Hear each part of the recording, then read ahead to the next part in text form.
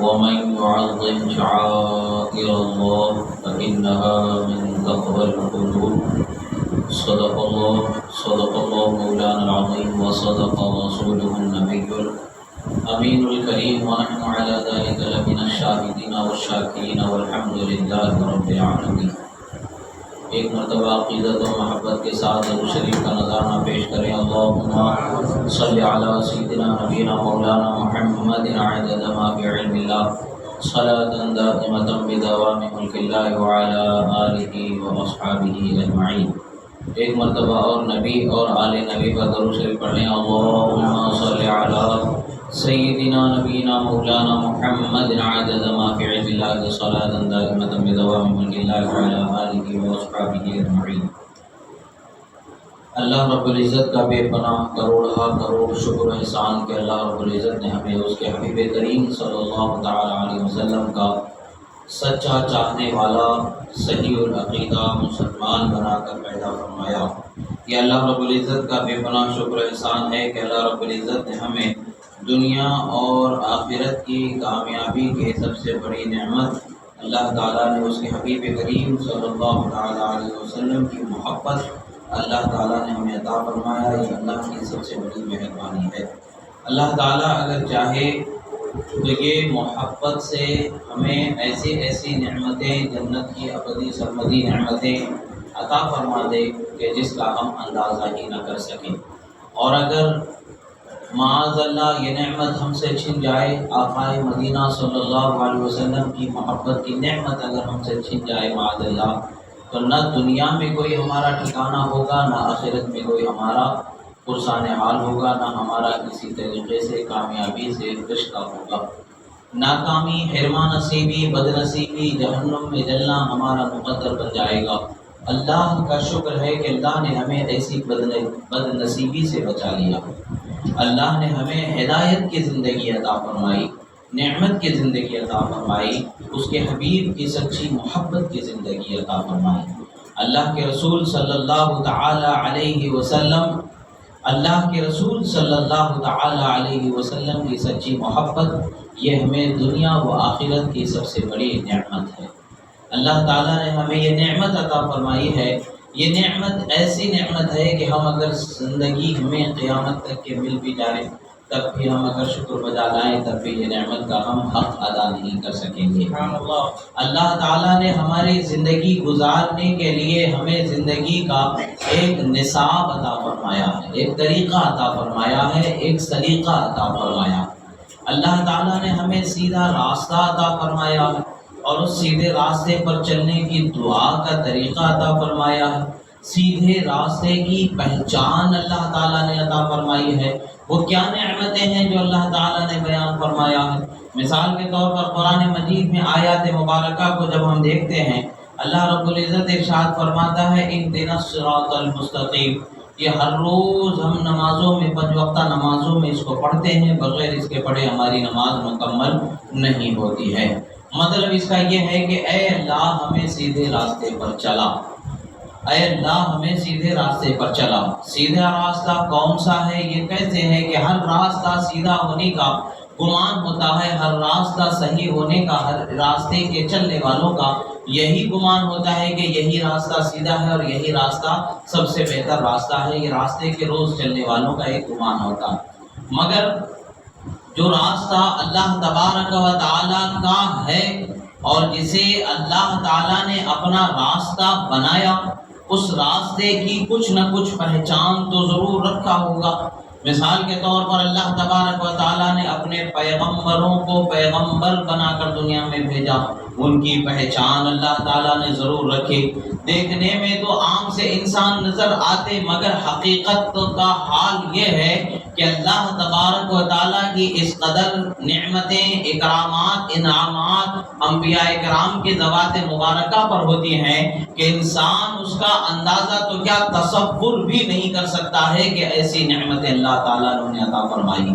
دیکھنے میں عام سا لباس پہننے والے، دیکھنے میں عام سی زندگی گزارنے والے، اللہ کے خوف سے لرزنے والے، اللہ کی اطاعت و فرما برداری میں ہمیشہ کمر بستہ رہنے والے، دنیا کی کسی خواہش سے اپنے آپ کو نہیں جوڑنے والے، آخرت کی طرف لوگوں کو بلانے والے، یہ عام سی زندگی، ان کی رہن سہن عام سی ضرور دکھتی، مگر حقیقت میں ان کی شان یہ ہوتی ہے کہ رسول اللہ صلی اللہ تعالی علیہ وسلم کی ذات ہو یا آدم علیہ السلام سے لے کر کے ہمارے آقا تک کے جو پیغمبر ہیں، ہر ایک پیغمبر کو اللہ تعالیٰ نے کچھ نہ کچھ نشانی، کچھ نہ کچھ پہچان عطا فرمائی۔ ان نشانیوں سے، ان پہچان سے، ان علامتوں سے ان کو پہچان لیا جاتا ہے۔ بالخصوص انہیں معجزات عطا فرمائے جاتے ہیں، ان پر کلام کو اتارا جاتا ہے، ان پر وحی کو اتارا جاتا ہے، اور اللہ تبارک و تعالیٰ ان کی دعاؤں کو قبول فرماتا ہے۔ یہ جو نعمتیں اللہ تبارک و تعالیٰ نے ان کے ساتھ وابستہ رکھتی ہیں، وہ نعمتیں جب ان سے پھوٹنے لگتی ہیں،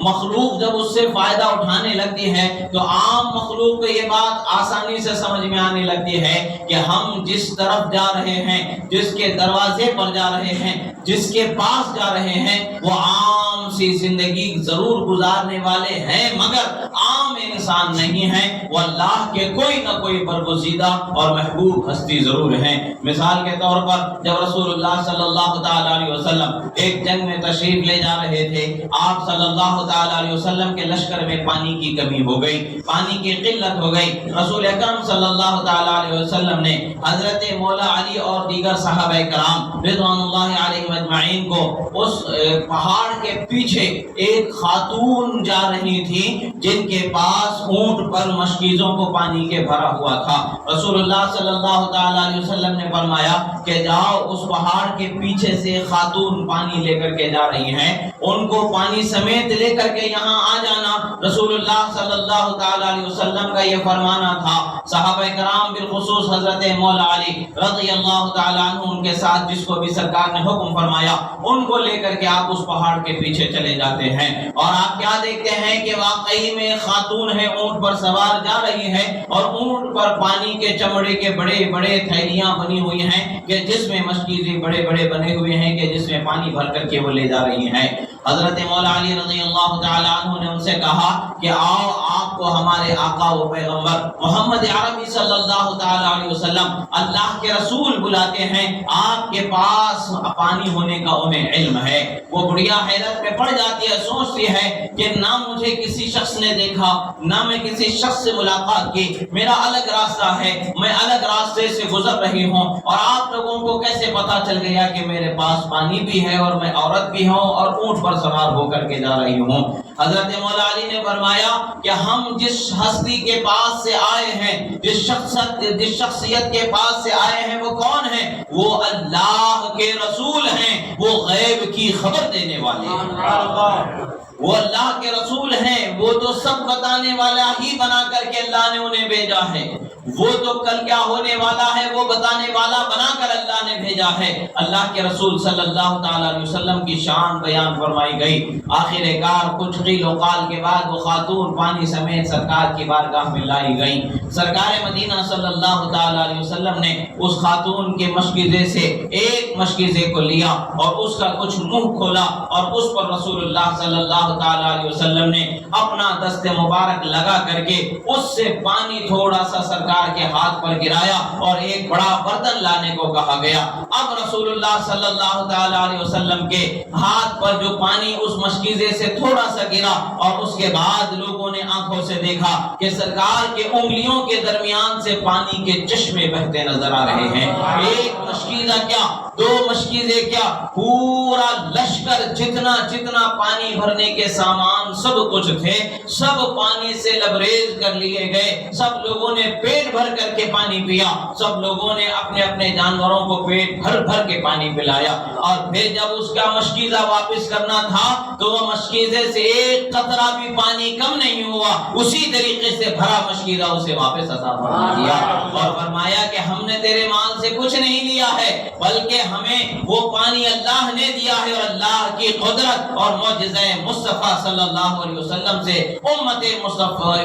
اور لشکر محمدی کو سیرابی حاصل ہو گئی۔ یہ معجزہ کیسا معجزہ ہے؟ جب وہ خاتون اپنے علاقے میں پہنچتی ہے، اپنے لوگوں کو بتاتی ہے، کہتی ہے کہ لوگوں میں ایک ایسے شخص کے پاس سے آ رہی ہوں جس کے پاس انوکھی طاقت کو میں نے دیکھا ہے، اور جس کے ہاتھوں سے پانی کے چشموں کو بہتے میں نے اپنے آنکھوں سے دیکھا ہے، پورے لشکر کو سیراب ہوتے ہوئے میں نے اپنی آنکھوں سے دیکھا ہے، لہذا وہ عام انسان نہیں ہو سکتا، اگرچہ زندگی گزارنے کے انداز و طریقے ایک عام اور سادہ سی زندگی گزارنے کے طریقے و انداز ہیں، مگر وہ عام سے انسان نہیں ہے، کوئی نہ کوئی اللہ کی برگزیدہ ہستی ہے۔ جب دھیرے دھیرے اس کے دل پر رسول اللہ صلی اللہ علیہ وسلم کی شخصیت کا اثر ہونے لگا، بعد میں روایتوں میں آتا ہے کہ وہ خاتون اور اس خاتون کا پورا قبیلہ اسی معجزے کی برکت سے داخل اسلام ہو گئے۔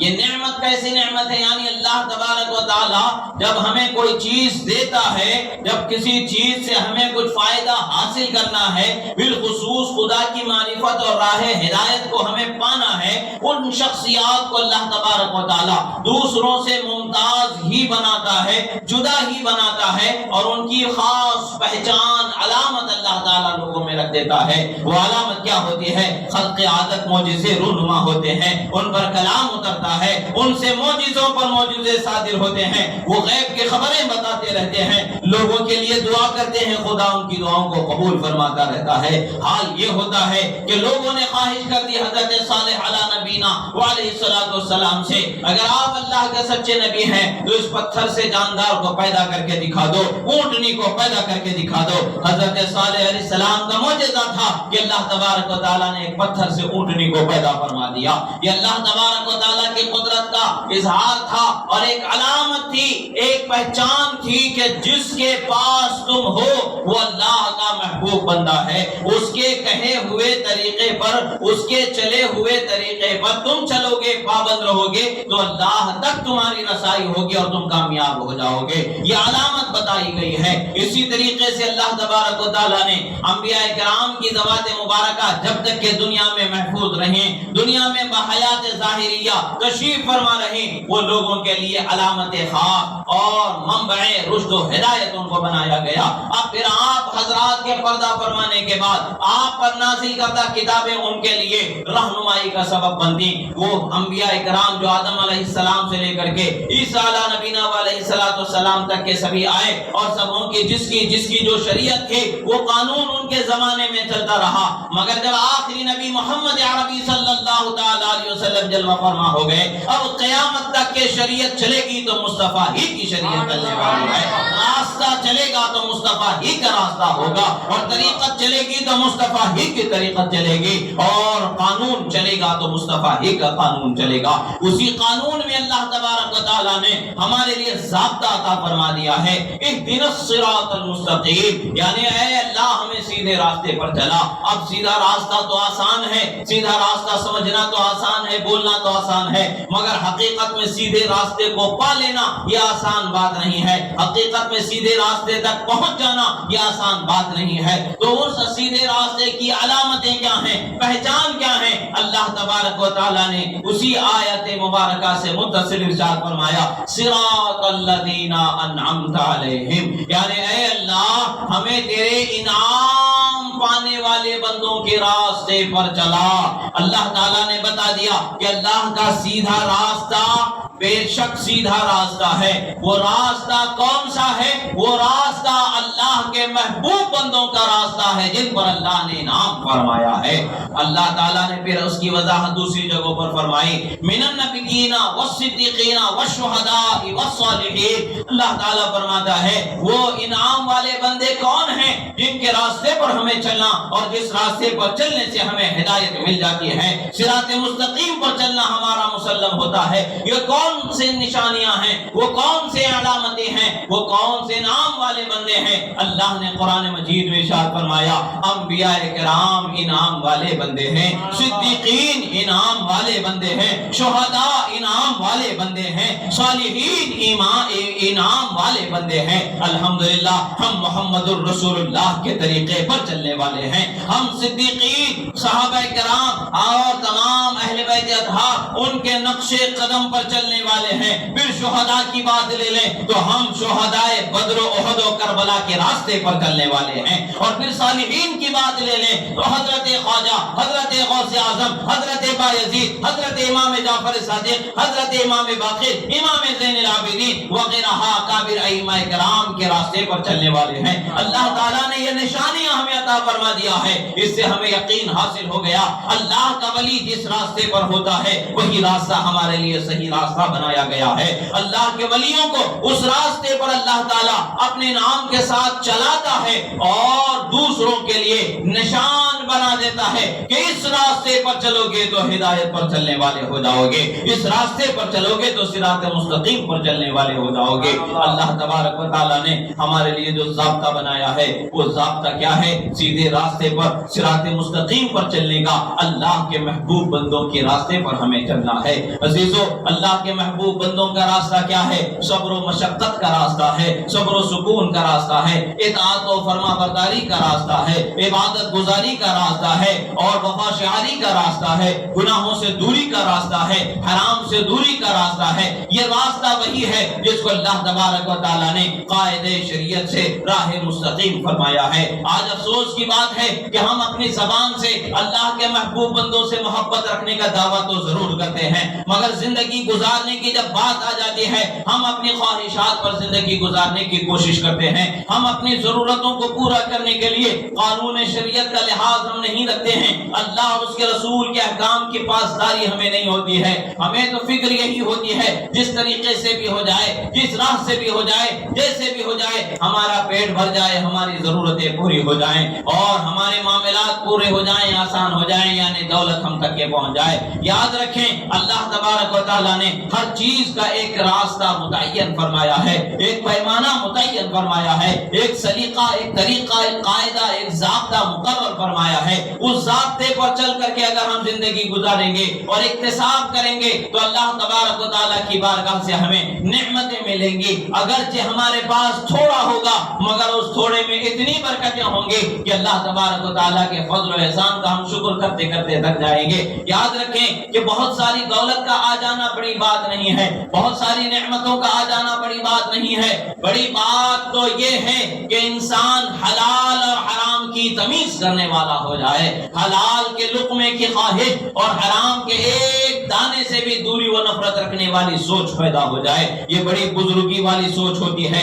یہ بڑی بلندی والی سوچ ہوتی ہے۔ آج کل عموماً ہوتا یہ ہے کہ مرد حضرات اگر کسی چیز کی جستجو میں ضروریات زندگی کی تکمیل کے لیے وہ اگر مارے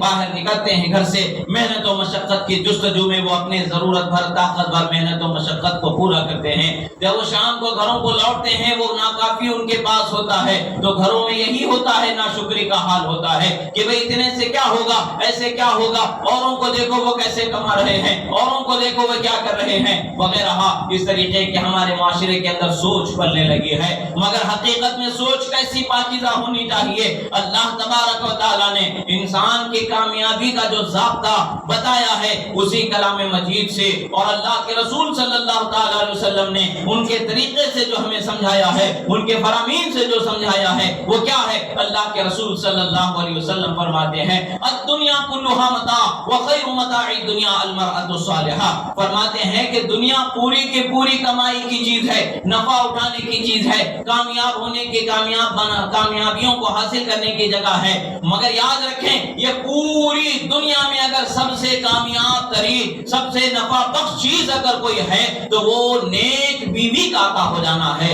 اللہ کے رسول صلی اللہ علیہ وسلم کا یہ فرمان ہمیں کیا بتاتا ہے کہ گھروں کے حالات کو پاکیزہ بنانے کے لیے، گھروں کے ماحول کو پاکیزہ بنانے کے لیے، اولاد کو پاکیزہ تربیت دینے کے لیے جو گہوارہ اللہ تعالیٰ نے علم و ادب کا بنایا ہے وہ ماں کی گود کو بنایا ہے۔ ماں کی گود میں جب بچہ پلتا ہے، بلکہ ماں کی گود کی کیا بات ہے، جب بچہ ماں کی کوکھ میں پہنچ جاتا ہے اور وہ ماں اللہ سے خوف کرنے والی، اللہ سے ڈرنے والی ہوتی ہے، تو جب اس کے کوکھ سے بچہ جنم لیتا ہے تو کوئی خواجہ غریب نواز بن کر کے دنیا میں چمکتا ہے، تو کوئی شیخ عبد القادر جیلانی بن کر کے دنیا میں چمکتا ہے، تو کوئی امام احمد کبیر رفاعی بن کر کے نکلتا ہے، تو کوئی حضرت خواجہ قطب الدین بختیار کاکی بن کے سنورتا چلا جاتا ہے۔ حال کیا ہوتا ہے حضرت غوث اعظم کی والدہ کا کیا حال ہے؟ آپ اس قدر عبادت گزار، اس قدر اللہ تبارک و تعالیٰ کا خوف اپنے دل میں بسانے والے کہ آپ ہر روز قرآن مجید کی تلاوت کرتے، آپ 18 پاروں کی حافظہ تھیں، بعض روایتوں میں 15 پاروں کی حافظہ ہونا ذکر میں ملتا ہے،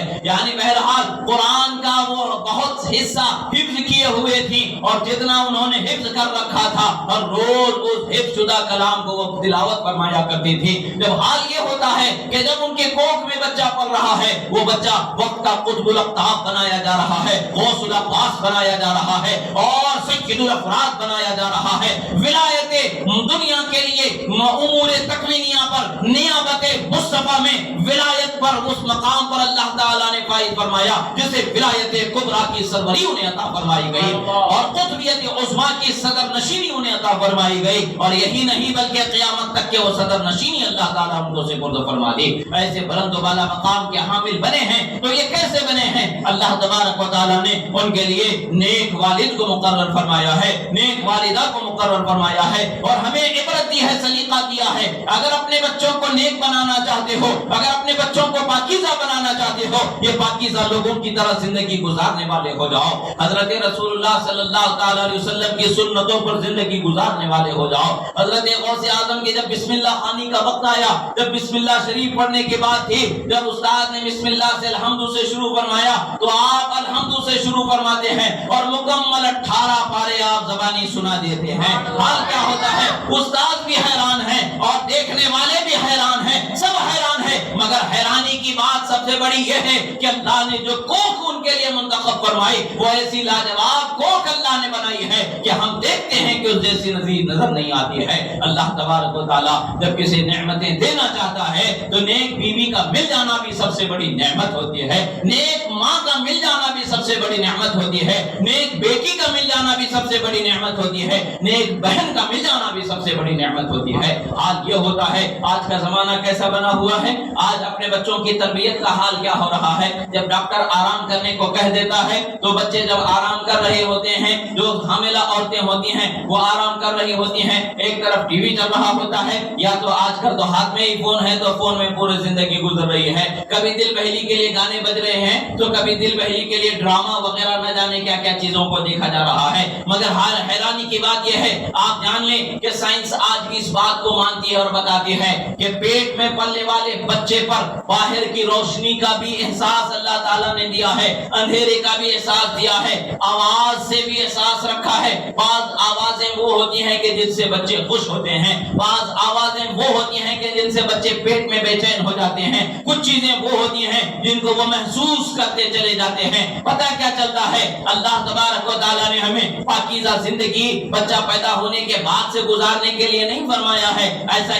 نہیں ہے، بلکہ پاکیزہ زندگی تو ہماری ابتدا سے ماں کی گود سے لے کر کے قبر کی گود تک کے پاکیزہ زندگی گزارنی چاہیے۔ جب بندہ پاکیزہ زندگی گزارتا ہے اور ایک ماں جب پاکیزہ زندگی گزارتی ہے تو اس پر درود و اذکار کا، ذکر کا، تسبیح کا جب بار بار وہ پڑھ رہی ہوتی ہے، اس آواز کا اثر جب بچوں پر ہوتا ہے تو جب بچے باہر تشریف لاتے ہیں، پیدا ہوتے ہیں تو وہ بچوں کا بھی حال یہ ہوتا ہے کہ وہ اللہ اس کے رسول سے محبت کرنے والے ہوتے ہیں، وہ گناہ سے بچنے والے ہوتے ہیں۔ آپ نے دیکھا ہوگا نشے کی حالت میں جو زندگیاں بچوں کے لیے بنائی جاتی ہیں، ان ماں باپ کے ان غفلتوں سے بچوں کے اخلاق و کردار کی کس قدر بربادیاں ہو جاتی ہیں، اور جو اللہ اس کے رسول کے قانون پر چلتا ہوا پاکیزہ زندگی اللہ کے رسول صلی اللہ علیہ وسلم کی زندگی کے نمونہ اور اسوے کے دائرے میں رہ کر کے گزارتا ہے، جب اس کی اولاد نیک ہوتی ہے، اللہ کے رسول کے ڈرنے والی، اللہ کے اور اللہ کے رسول کے طریقے پر چلنے والی ہو جاتی ہے۔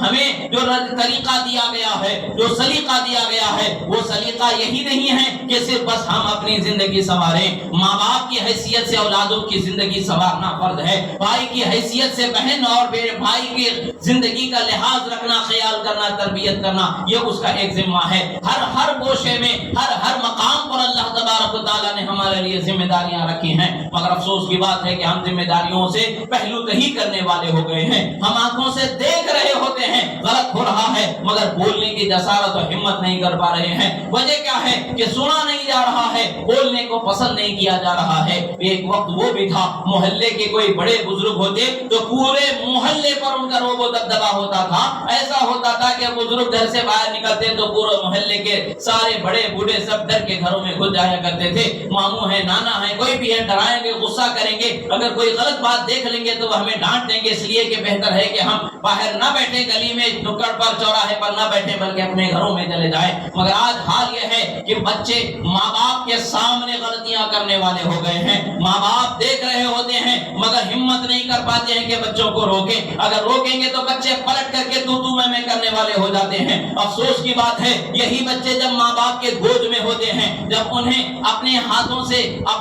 से खाना मैसर नहीं होता है, अपने मुंह से खाने के लिए बोलना मैसर नहीं होता है, अपने आप करवट बदल नहीं सकते, यानी बेजान गोश्त के लोचड़े की तरह जब उनकी जिंदगी थी, उस वक्त पर जब उनका लिहाज रखा गया, उनका ख्याल रखा गया, खिलाया गया, पिलाया गया, तदबीयत की गई और खिदमत की गई, सब चीज उनकी जरूरतों को पूरा किया गया। अफसोस की बात है कि जब उनके पैरों में ताकत आ जाती है, जबान में ताकत आ जाती है, हाथों में ताकत आ जाती है, तो वो बदज़बान बनने चले जाते हैं।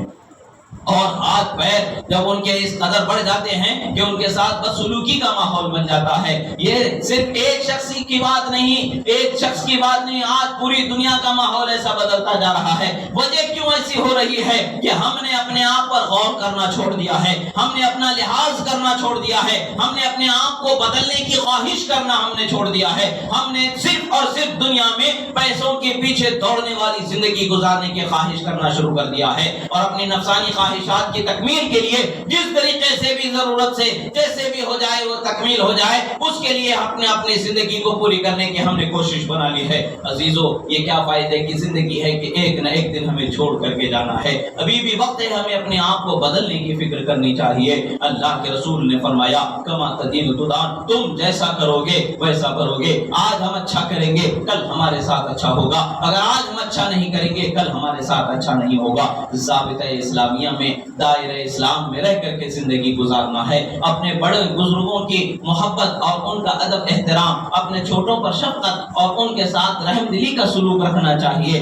अपने अखलाक और किरदार में अगर कोई कमी है, अगर कोई हमारा अपना है या पराया है, जो कोई भी अगर हमारे अखलाक और किरदार की उस कमी की तरफ अगर तवज्जो दिलाता है, हमें नसीहत करता है, तो नसीहत करने वाले को दुश्मन नहीं समझना चाहिए, उससे दुश्मनी नहीं बनानी चाहिए, बल्कि अपनी इस्लाह की फिक्र करनी चाहिए। हमें इस्लाह की अपनी फिक्र के साथ साथ अपनों की इस्लाह की फिक्र करनी चाहिए। हम अगर एक दूसरे को संभालने की जुस्तजू करते हुए जिंदगी गुजार देंगे, यकीनन एक वक्त वो आएगा कि हमारे आसपास एक बेहतरीन माहौल होगा, एक संजीदा माहौल होगा, एक सुलझा हुआ माहौल होगा, दीनदारी वाला माहौल होगा। दीनदारी बड़ी नेमत है। अल्लाह के रसूल सल्लल्लाहु अलैहि वसल्लम ने फरमाया, ये महीना भी चूंकि शादी ब्याह वाला महीना है, तो उससे निस्बत रखते हुए भी चंद चीजें आप हज़रात ज़हन नशीन कर लें। जो नौजवान शादी ब्याह की तरफ अपने कदम बढ़ाते हैं, उनके लिए रसूलुल्लाह सल्लल्लाहु अलैहि वसल्लम ने क्या कामयाबी का तोहफा इरशाद फरमाया है। सरकार ने फरमाया, तुनकाहुल मरअतु अला सलासा, तीन चीजें होती हैं कि जिनकी बुनियाद पर किसी औरत से निकाह किया जाता है। अव्वल चीज ये होती है दीनदारी, दूसरी चीज ये होती है उसकी मालदारी, तीसरी चीज उसकी खूबसूरती होती है। तो अल्लाह के रसूल सल्लल्लाहु अलैहि वसल्लम ने तीन खूबियां औरत की गिनाई हैं। एक खूबसूरती को गिनाया है, मालदारी को गिनाया है, दीनदारी को गिनाया है। दुनिया इन तीन चीजों को भी खूबी की नजर से देखती है, उस नजर से उसे बताया गया। फिर हकीकत की खूबी क्या है, सच्ची बात कौन सी है, सच्चाई किस चीज में है और हकीकत में कौन सी खूबी वाकई में खूबी है। अल्लाह के रसूल ने फरमाया, फज़्फ़ुर बिज़ाति दीन, फरमाया दीनदार खातून से निकाह करो और कामयाब हो जाओ। ये अल्लाह के रसूल का फरमान है। मगर आज हाल क्या होता है, जो जितने मालदार होते हैं, जितना बड़ा कटनम देने वाले होते हैं, उनके पास जाकर के शादी ब्याह का मामला बनाया जाता है। बात को जिंदगी का क्या हाल होता है, परेशानियों ही की जिंदगियां गुजरती हैं। शादी को बड़ा आसान बनाएं, बड़े आसान तरीके से शादियां करें। शादियों के लिए दहेज वगैरह, ये जोड़े की रकम वगैरह, ये सब गुनाहों को अपने लिए, अपने आप के लिए और अपने खानदान के लिए वबाल बना करके अल्लाह के पास जवाब के लिए अपने आप को मुजरिम मत बनाएं, बल्कि अल्लाह के पास जब आप जाएं तो इस तरीके के वबाल से अपने आप को बचाए रखने वाले बन करके जाएं। और जो माल लिया जाता है वो आप जबरदस्ती लेते हैं, वो बेटी का बाप होने की वजह से वो किस कदर मजबूर होकर के माल देता है, किस कदर मजबूर होकर के सोना जेवर चांदी दहेज देता है, कितनी परेशानियों से वो गुजरता है, कितना कर्जदार हो जाता है, कितनी रातों की नींदें उसकी उड़ जाती है। क्या फायदा दूसरों के चैन छीन करके, दूसरों का सुकून छीन करके, दूसरों की जिंदगी का लहू चूस करके जो दौलत आप कमा लें, उससे क्या फायदा आपको हो सकता है। کیا وہ دولت ہمیشہ باقی رہ سکتی ہے؟ مردانگی کی بات تو یہی ہے کہ آپ اپنے محنت کے بلبوتے پر زندگی گزارنے والے ہو جائیں اور اپنے آپ کو اس قدر مضبوط بنا لیں محنت کرنے والا کہ جو اللہ تعالیٰ دے دے اس میں آپ اپنی اور اپنے گھر والوں کی کفالت کرنے والے ہو جائیں اور دوسروں کے مال سے اپنے نظر کو بچانے والے ہو جائیں، دوسروں کے مال پر اپنے نظر رکھ کر کے ہمارے معاشرے کے اندر غیروں کے رواج کو، غیروں کے رسم و رواج کو، غیروں کے طور طریقے کو اس قدر اپنایا جا رہا ہے، بلکہ یہ تو مال کی محبت میں اپنایا جا رہا ہے۔ مال تو آج آنا ہے تو کل جانا ہے، کل نہیں ہے تو پرسوں آنا ہے۔ اللہ کی قدرت ہے، جسے چاہے بادشاہ بنا دے، جسے چاہے فقیر بنا دے، جسے چاہے عزت والا بنا دے، جسے چاہے ذلت والا بنا دے، مگر اخلاق کو سنوارنا اللہ تعالیٰ نے ہمارے ذمے میں عطا فرمایا ہے۔ اللہ نے ہمیں فرمایا ہے رسول اللہ کے اخلاق کے ساتھ اپنے اخلاق کو سنوار لو، ان کے طریقے پر، ان کی زندگی کے گزارنے کے سلیقے پر اپنی زندگی گزارنے والے بن جاؤ۔ جب ہم اس راستے پر چلیں گے یقیناً ہمیں برکت ملے گی، یقیناً ہمیں رحمت ملے گی، یقیناً ہمارے گھروں میں برکتیں رحمتیں آئیں گی۔ نکاح کی جو اہم چیزیں ہیں اور ایجاب و قبول ہے، گواہ ہے، مہر ہے، ہم ان چیزوں کو ضرور چیزوں کو، مہر کا تو حال ایسا ہو گیا ہے کہ جو حق ہے جو اللہ اور اس کے رسول کی جانب سے ایک بیوی کا جو حق ہے، جو فرض ہے، اس کو ادا کرنے میں لوگ اس قدر غافل ہیں، اس قدر غافل ہیں کہ جب ان کو تھوڑی سی رقم بڑھا کر کے ادا کرنے کی بات کی جاتی ہے وہ پریشان ہو جاتے ہیں، بولے اتنے زیادہ کی کیا ضرورت ہے؟ آج بھی 1100 1200 2000 اس طریقے کی زندگی گزر رہی ہے، جبکہ سونا چاندی کی قیمتیں آسمانوں کو چھوتی چلی جا رہی ہیں۔ ہمیں عورتوں کے حقوق ادا کرنے میں، ان کے مہر ادا کرنے میں تنگ دلی سے کام نہیں لینا چاہیے، فراخ دلی سے کام لینا چاہیے۔ مہر ان کا حق ہے، اللہ اور اس کے رسول کی طرف سے فرض کیا ہوا، ان پر احسان نہیں کیا جا رہا ہے، بلکہ یہ ان کا حق ہے جو ان کو دیا جا رہا ہے، اس حق کے ادا کرنے میں کوتاہی نہیں کرنی چاہیے۔ اور جو مال لیا جا رہا ہے، جو پیسے لیے جا رہے ہیں جوڑوں کے، وہ لاکھوں میں لیے جا رہے ہیں، گھر، کار، گاڑی، موٹر سائیکل وغیرہ، یہ ساری چیزیں جو لی جا رہی ہیں، یہ زبردستی جو لیا جا رہا ہے، یہ سب کا سب حرام ہو جاتا ہے، سب کا سب گناہ اور وبال کا سبب بن جاتا ہے۔ لوگ گناہ وبال کمانے میں تعامل نہیں کر رہے ہیں، حق ادا کرنے میں، فرض ادا کرنے میں تعامل کرنے والے ہو گئے ہیں۔ یہ کس قدر افسوس کی بات ہے، ہمیں اپنے آپ پر غور کرنے کی ضرورت ہے۔ اور جو نوجوانوں نے ابھی شادی نہیں کی ہے وہ اپنے آپ میں ایک سدھار اور ایک عزم لانے کی کوشش کریں کہ ہم سنتوں کے طریقے کے ساتھ زندگی گزاریں گے اور سنتوں کے طریقے کے ساتھ ہم اپنے آنے والی زندگی کو خوشگوار بنانے کی کوشش کریں گے۔ خواہ وہ شادی بیاہ کا مسئلہ ہو، خواہ وہ اور کوئی مسئلہ ہو، ہمیں اللہ کے اور اس کے رسول کے قانون سے خلاف ہٹ کر کے اپنی خواہشات کو پورا نہیں کرنا ہے۔ جب یہ عزم و ارادہ ہوگا تو یقیناً آپ دیکھیں گے کہ اللہ کی رحمتیں بہت ملیں گی، زندگی گزارنا آسان ہو جائے گا۔ اللہ رب العزت کی بارگاہ میں دعا ہے جو کہا گیا سنا گیا، کہنے میں سننے میں جو غلطی ہوئی اللہ تعالیٰ اسے معاف فرمائے، جو حق و صحیح کہا گیا اللہ تعالیٰ اسے قبول فرمائے، اور ہمارے معاشرے کے بد اخلاقیوں کو اللہ تعالیٰ دور فرمائے، ہمارے نوجوانوں کی بد اخلاقیوں کو، بد کرداریوں کو دور فرمائے۔ پروردگار ہم تمام کے گناہوں کو معاف فرما، پروردگار ہماری خطاؤں کو معاف فرما، رحمت و برکتوں کی زندگی عطا فرما۔ دنیا میں جہاں کہیں بھی ظلم ہو رہا ہے مولا ظالموں کو نیست و نابود فرما، مظلوم مسلمانوں کی مدد فرما، بیواؤں، یتیموں، بے سہاروں بچوں کی مدد فرما، ان کے لیے سہارے و اسباب و کفو مہیا فرما، مولا ان کے لیے چین و راحت و سکون کی سانس جینے کی زندگی کا موقع نصیب فرما، مولا ان کی زمین ان کے لیے محفوظ فرما، مولا تو اپنے قہر و غضب سے دشمنان اسلام کو نیست و نابود فرما، مظلوم مسلمانوں پر ظلم کرنے والوں کو نیست و نابود فرما، مولا ہمارے ملک میں امن، امان، سلامتی، چین و سکون عطا فرما، ہمیں تیرے حبیب کی سچی محبت میں زندگی گزارنے کی توفیق عطا فرما۔ اقول قولی ھذا استغفر اللہ لی ولکم ولسائر المؤمنین وما علینا الا البلاغ المبین برحمتک یا ارحم۔